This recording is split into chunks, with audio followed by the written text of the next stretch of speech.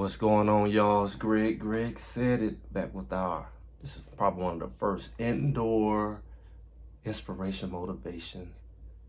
We didn't have our live today, so this is probably one of the first in a while.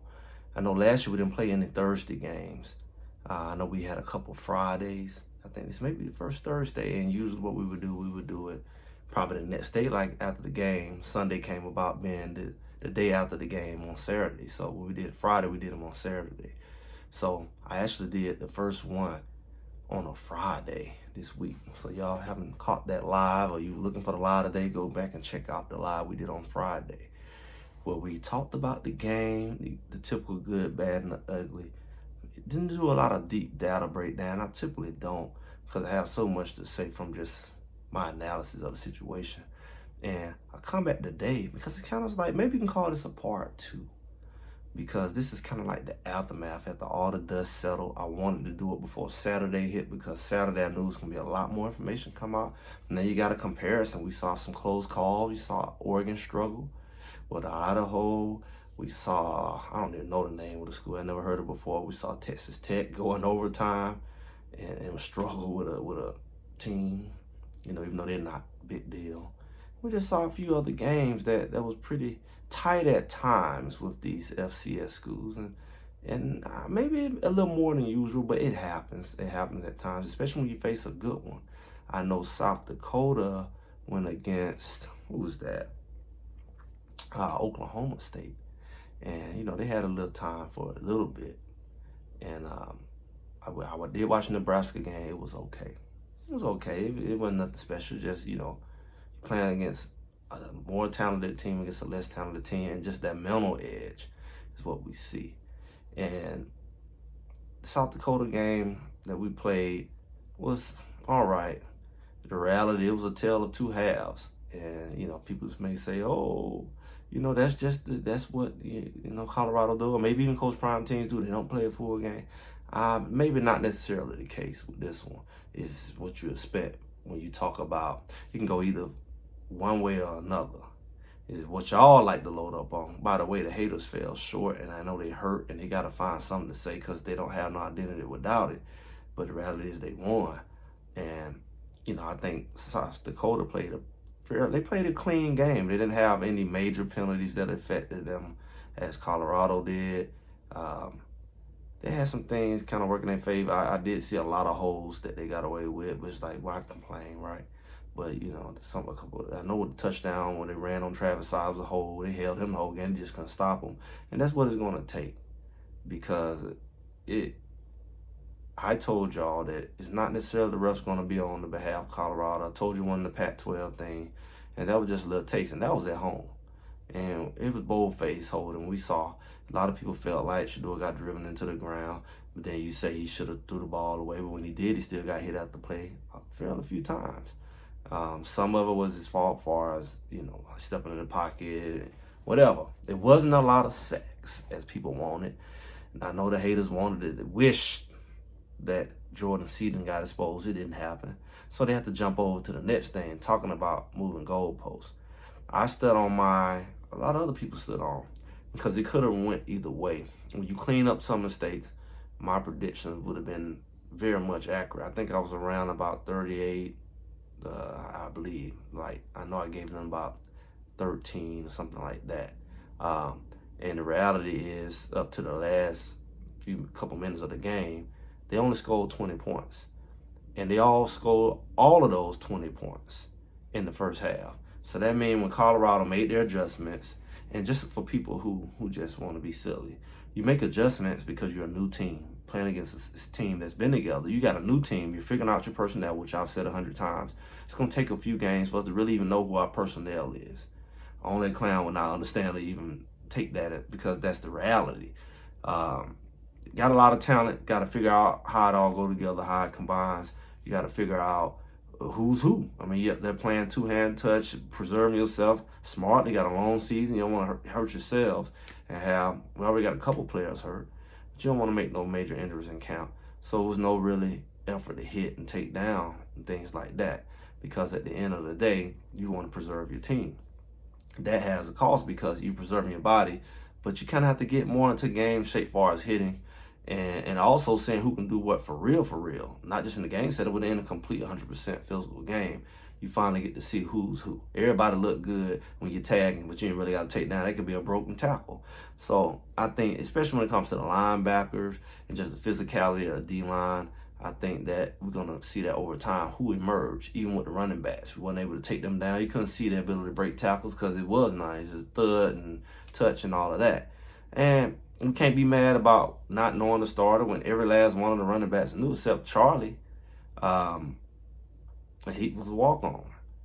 So you got to think about the identity of the team is still being developed. Nobody expected it to be, but from talent to talent, we saw what that talent looked like. We saw, even with the rustiness, Shador, on an average day, still blew away everybody in the country by far with 400-something yards. Well, I think it's 445, something like that.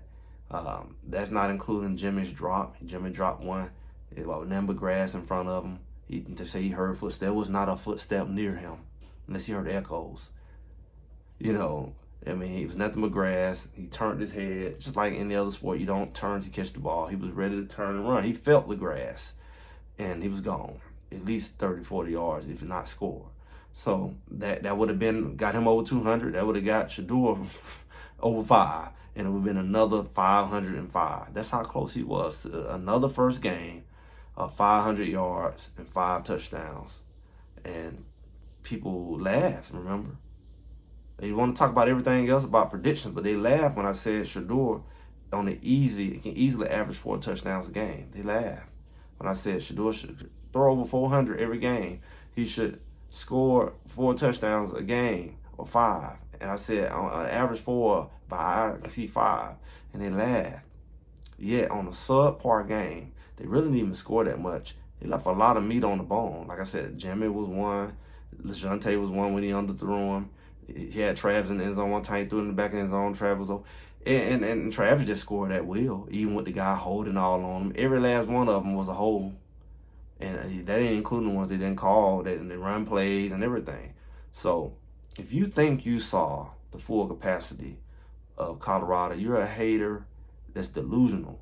And you need therapy, because, I mean, wishing the demise of somebody only shows something about you. I don't know what you're going to get, a cookie or something. I don't know what you're going to get when they lose, if they lose. You want them to lose so bad, they don't benefit you other than your jealous ego, because they won. And the game was made closer. I mean, they had reserves in the game. Silman Craig was hurt.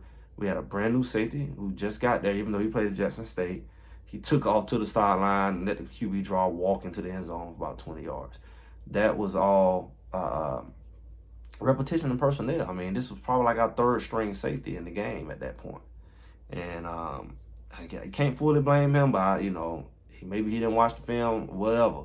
But it's only going to have to improve, because what's going to happen is we're going to be able to make these changes. Changes are coming. And growth is going to come from analysis.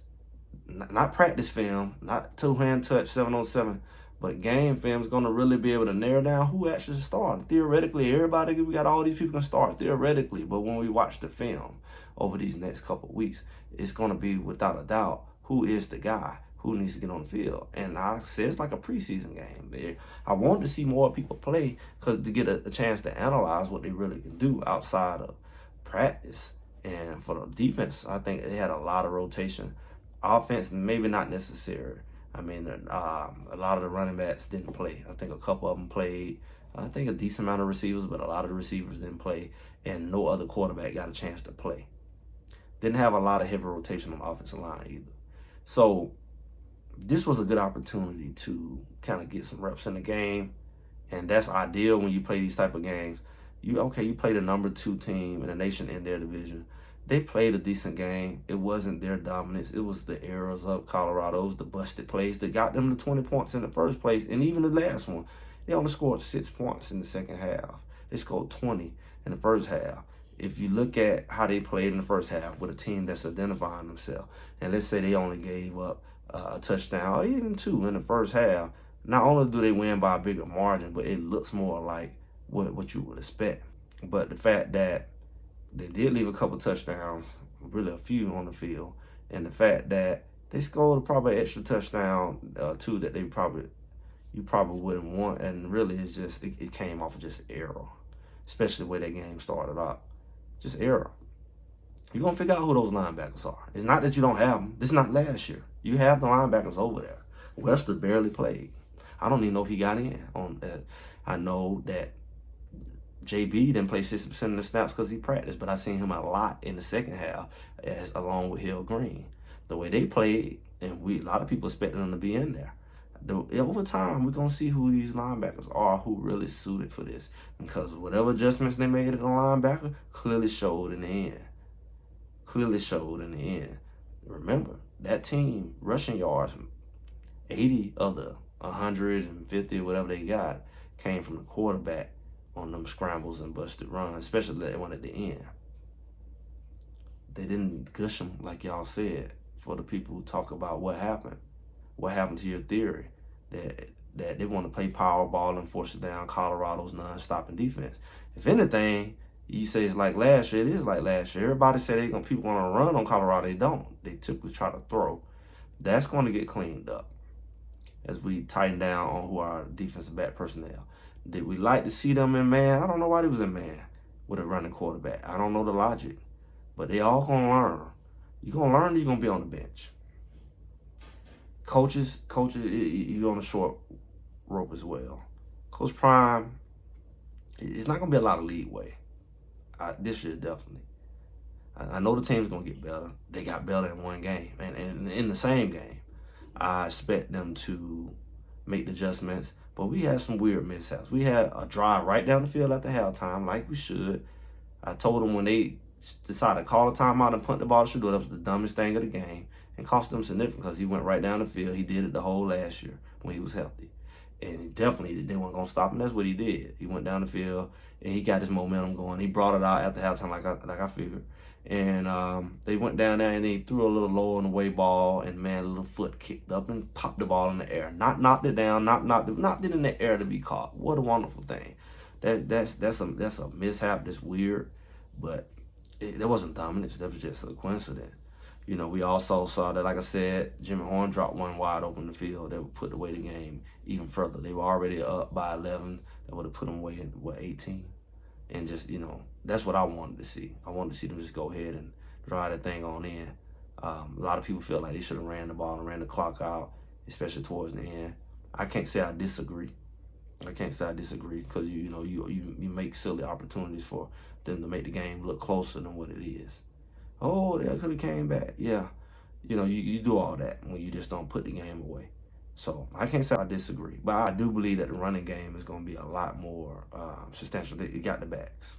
You got Welch that didn't play. And you see Hayden going to do the thing. And I know August State is going to be a guy. And push come to shove, you got B Hood who ready to run that thing. So it was some little mistakes like that. Some short throws that could have been more points. Some dumb late hits that gave them extra possessions that probably would have resulted in, I know one would have resulted in a punt and another one probably a field goal versus a touchdown.